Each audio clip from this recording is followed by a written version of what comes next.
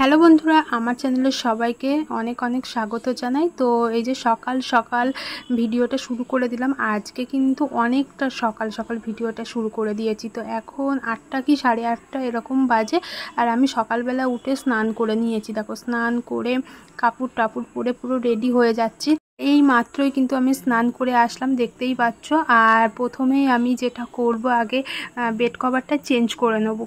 আর এই বেড কভারটা কেমন একটু কালারটা সাদা সাদা হয়ে রয়েছে, ভালো লাগছে না, তো সেই কারণে। আর এটা দুদিন আগেই পেতেছিলাম, তো সেই কারণে আর কি বালিশের কভারটা পাল্টালাম না, ওর মধ্যেই পরিয়ে নিলাম। আর এদিকে আস্তে আস্তে সব কিছু আর কি গুছিয়ে নিচ্ছি তাড়াতাড়ি করে, যেহেতু অনেকটা সকালেই উঠেছি। এদিকে আবার রান্না বান্না সব কিছু করতে হবে। আর কি বলতো, সকাল সকাল যদি একটু বিছানাটা গোছানো থাকে না, মনটাও ফ্রেশ লাগে। আর যদি অনেকটা দেরি হয়ে যায়, ভালো লাগে না, কেমন যেন একটা লাগে। আর বিছানার চাদর না গুটিয়ে গেলে আমার ভীষণ রাগ ধরে। না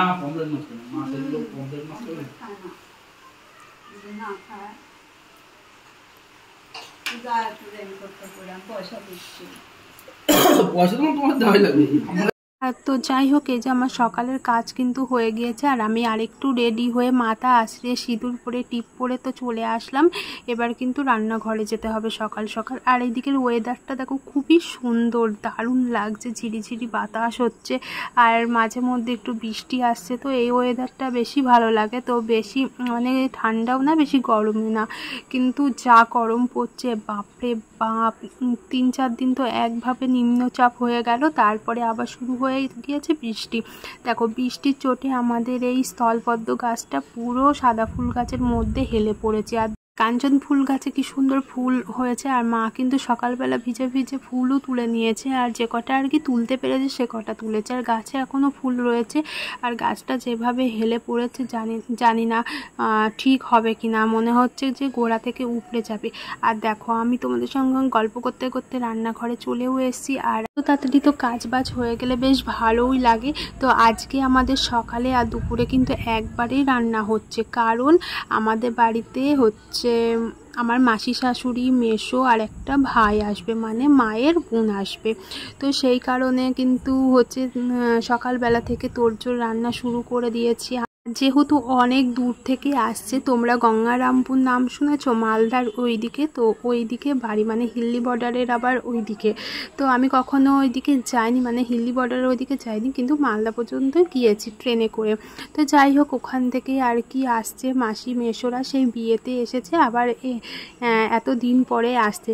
আর কেউ বাড়িতে আসলে কিন্তু হেভি মজা হয়, আমার তো খুবই ভালো লাগে। কিন্তু যখন চলে যায় না, মন খারাপ হয়ে যায়। তো কার কার আমার মতন এইরকম হয় অবশ্যই কিন্তু বলবে। তো কি বলো তো, কেউ আসলে কত গল্প থাকে না, সব গল্প টল্প করি, বেশ ভালো লাগে, বাড়িটা জমজমাট হয়। আর দেখো, এদিকে কিন্তু মাসি মেসো আর ভাই কিন্তু চলেও এসেছে। আর আমাদের জন্য দেখো কি এনেছে। তো এর মধ্যে রয়েছে গঙ্গারামপুরের বিখ্যাত ক্ষীর দই, হেভি টেস্টি, আমার মোটামুটি বেশ ভালোই লাগে। মেসো এনেছে কতগুলো। আর মাসি এদিকে সব বের করছে, অনেক দূর থেকে যেহেতু এসেছে। তো আর ওগুলো হচ্ছে মাটির ভাঁড়, তো সেই কারণে দেখছে আবার। আর এখানে তো মা এই যে মিষ্টি দই সব দিচ্ছে। আর আমি তো এদিকে রান্না করতেই চলেছি। তো রান্না প্রায় হয়ে গিয়েছে, মাছের ঝোলটা করব, তাহলেই হয়ে যাবে। আর এখন ওই একটা ওই রকম বাজে। আর মেসো মাসিরা সবাই কিন্তু অনেক ভোর ভোর বেরিয়েছে, তো সেই কারণে ওদের তাড়াতাড়ি খেতে দিয়ে দিলাম।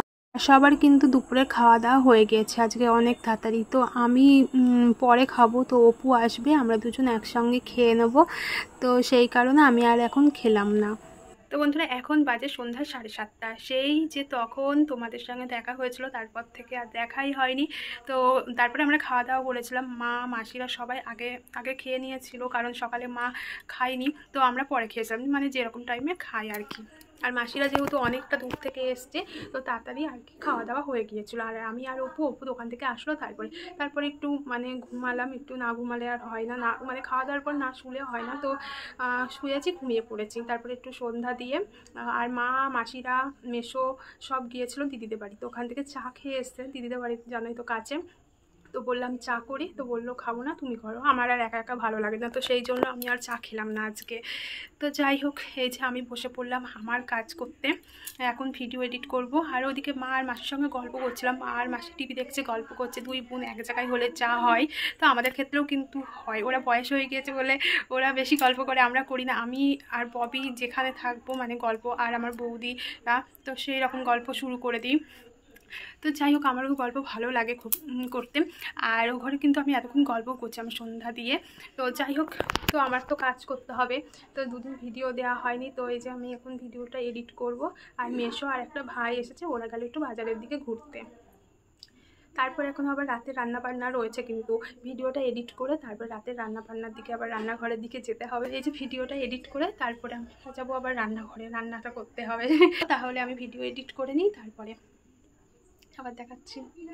রান্না করে এসে একটু ঘুমিয়েছিলাম, মানে আধা ঘন্টা মতন শুয়েছি, ঘুমিয়ে পড়েছি। তারপরে খাওয়া দাওয়ার পর একটু ঘুমিয়েছিলাম, আবার সন্ধ্যাবেলায় উঠলাম, উঠে একটু মানে সন্ধ্যার আগে আগেই উঠেছি। আর মাও যেহেতু ওই বাড়িতে গিয়েছিলো, তো আমি সন্ধ্যা দিলাম।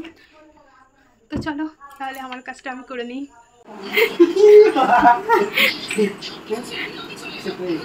আছে আছে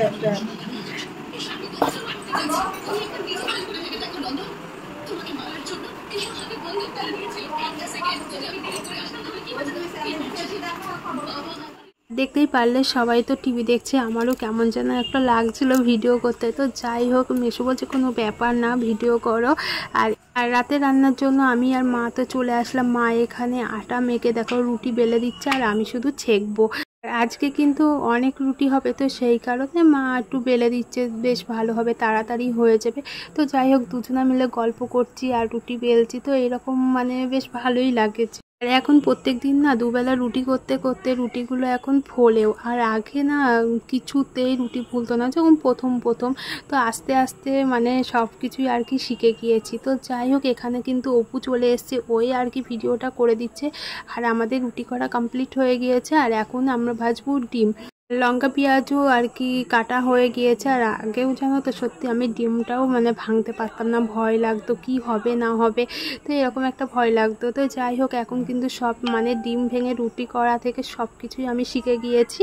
আজকের মতন ভিডিওটা এই পর্যন্তই রাখলাম, দেখা হচ্ছে ভালো একটা নতুন ভিডিওটা।